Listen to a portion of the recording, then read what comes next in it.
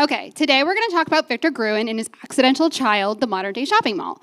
But long before he found fame and fortune and changed the way we shopped, Victor was just sitting on a train relaxing, and his form of relaxation was enjoying a particularly mature piece of cheese. An American woman enters the train car and she's like, "Oh my gosh, it smells in here. Can we please open the window?" And Victor Gruen's like, "I'm so sorry, that's my cheese, but let's just chat." And they become friends. Later, when Germany annexed Vienna, Victor, like many Austrian Jews, realized he needed to leave his homeland. He even got arrested by a Nazi stormtrooper, but he was let go because they had too many Jews for the day. His friend Ruth, of stinky cheese origin, frantically connects him to a sponsor in the US who can financially support him if needed. And the day Victor receives his letter with the sponsorship that's going to save his life, he starts to walk back to his apartment, only to be stopped by his friend who says this Gestapo has taken over his apartment, but everything he owns is in that apartment in luggage, including all of his architectural drawings and his certifications. So his friends come up with a plan. One of his friends steals a Nazi stormtrooper uniform, marches into the apartment, says he's the one that's going to confiscate everything, and brings everything back to Victor and his wife. So after that wild escape, the stinky cheese and stolen uniforms, Victor Gruen and his wife had an uneventful boat ride to the US where they apparently play a lot of ping pong. So this escape is only one part of Victor Gruen's very fascinating life. So let's start at the beginning. So Victor dreamed of designing cities as a kid. When his father died when he's 15, he went to a trade school and he learns the ins and outs of construction. But he's disappointed they're not covering like urban planning in this, so he applies and gets accepted to the Academy of Fine Arts, which is actually a feat that Hitler failed to accomplish twice. He left the school after only a year because he had a job at a family friend's architectural firm that was supporting his family, and they required him to do more hours. He works there for 9 more years. He gets his architectural certification. And then he's like, let me strike it out on my own. I'm going to design homes. I'll design apartments. And then he moves into retail, and he's highlighted in national, international newspapers for his elegant design. And if that wasn't enough, he had other things. He was an active member of the Democratic Socialist Party. He participated in the political cabaret for 8 years. He did emceeing, directing, acting, singing, and he learned all about set and lighting design. And after the Austrian fascist government shut down the political cabaret, they had these little makeshift theaters and coffee shops and bars, and he learned how to do lighting and set design in really small spaces. So when he arrives in the US, he kind of set apart from other architects.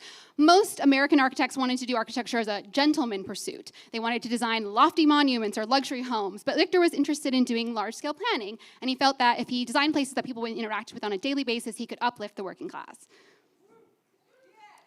And from his years in the theater, he also had a bag of tricks on how to do lighting in small spaces and how to focus people's attention. For example, he took this storefront with this cramped interior. It was actually only 12 feet wide, and he installed a band of mirrors on the ceiling to visually enlarge the space.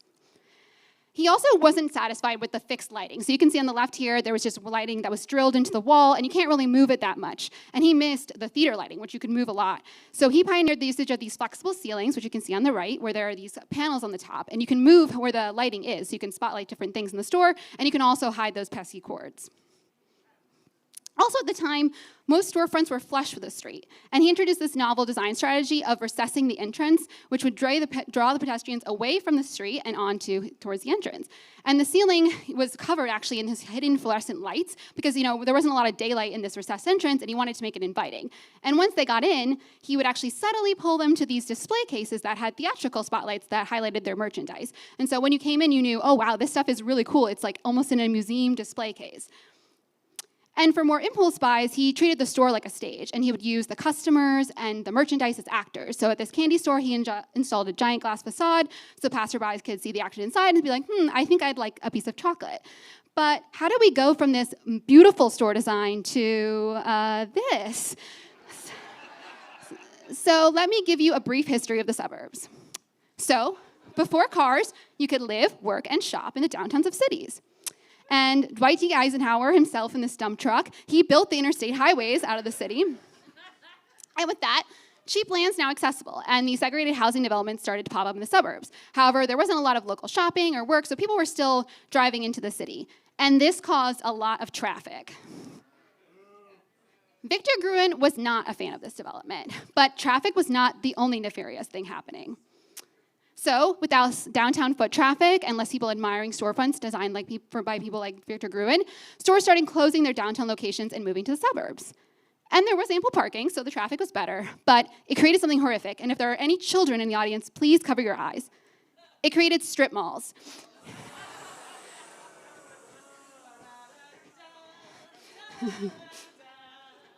He had a better vision for how suburbs could have retail. His vision was shopping towns. These would be community centers in suburbs with things like libraries, theaters, hospitals, and of course shopping.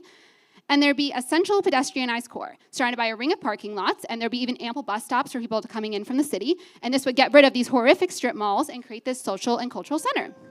And it's one thing to have a bright idea, but how do you get a bright idea financed?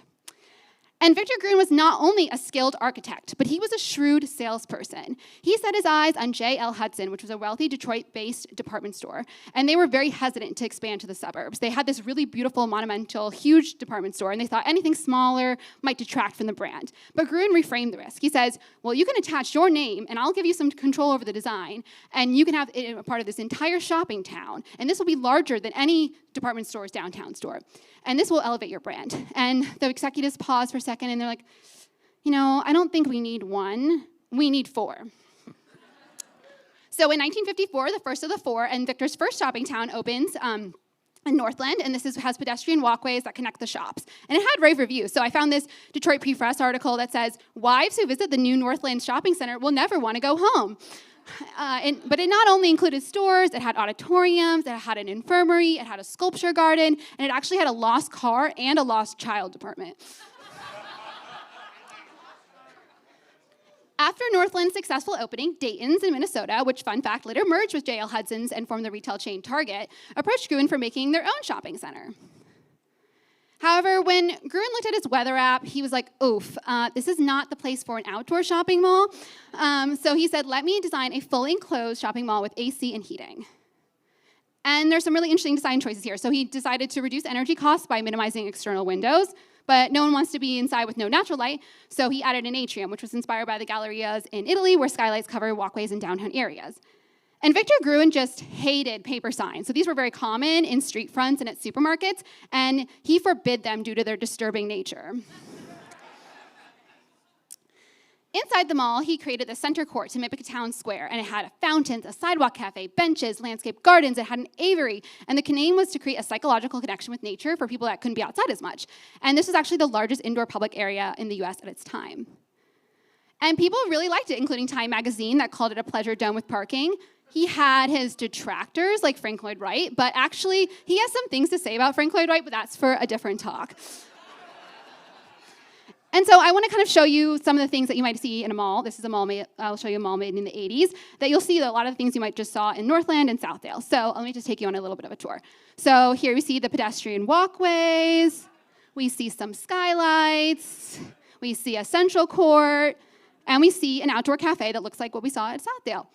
And I talk really fast, but you might have not noticed that I actually lied to you. This is from 4 different malls across the US. So this demonstrates how much his design has been replicated. And when you look deeper in the mall, you can see even more of his legacy. Like the candy shop he designed in New York City, mall impulse buys like fast fashion and food are often set up as open marquees, where you can see what's going on inside. I'm not sure if anyone else is like me. When you see a pretzel stand, you must stop and get one.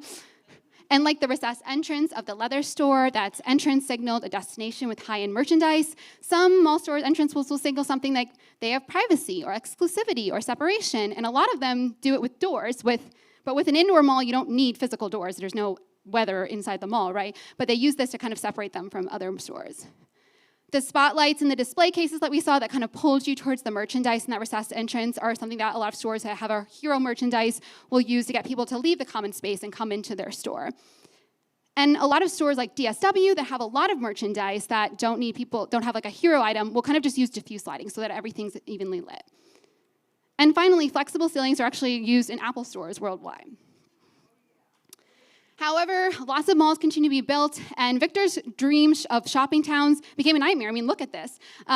He's like, I wanted these civics places, and now they're all commercial. And he said, okay, maybe the mall developers, they're all about money. They're not going to implement my ideas, but maybe I can do something in cities. So he proposed these walkable downtown cores in cities that would be ringed by public parking, and it was praised by urban planners like Jane Jacobs. And it nearly came to life in 2 places, Fort Worth, but it was blocked by a private parking company. And actually, Walt Disney had bought a land for Progress City in Florida, but he died before he was able to make it happen. But if you want to see some of Victor Gruen's design, Epcot actually uses a lot of the designs that were built for this urban area. So at the end of his life, he's really discouraged. He's like, my downtown projects keep getting blocked. US malls are all about commerce. I'm a socialist, and I'm called the father of the modern day shopping mall. This is horrible. Like everything is bad. But I want to challenge this statement a little bit. So although malls aren't always accessible financially or physically, they function in the US as genuine third spaces, places outside the work, school, and home where people can socialize. And actually in the 1970s, the Supreme Court ruled that privately owned malls must allow civic activities like boycotts and protests. And today, some places are actually beginning to circle back to his vision in the US. So this is a mall in Milwaukee where they took unused storefronts and they've actually made it into housing. And you can see even more of Victor's original vision played on Asian malls, where the hot climates necessitate more indoor social activity. So you can see some inspiration from Victor's design here. This is a mall in Singapore with this beautiful naturescape, kind of like this, at the airport. They're also, unlike US malls that are closing, they're thriving in these urban areas. People shop, eat, socialize, access service, and a lot of them actually have housing as well. So throughout all my research, I've been really struck by Victor Gruen. He has this unwavering optimism to create these third spaces where people can interact, connect, learn, belong, shop. So here's a toast to building places that bring people together instead of keeping them apart.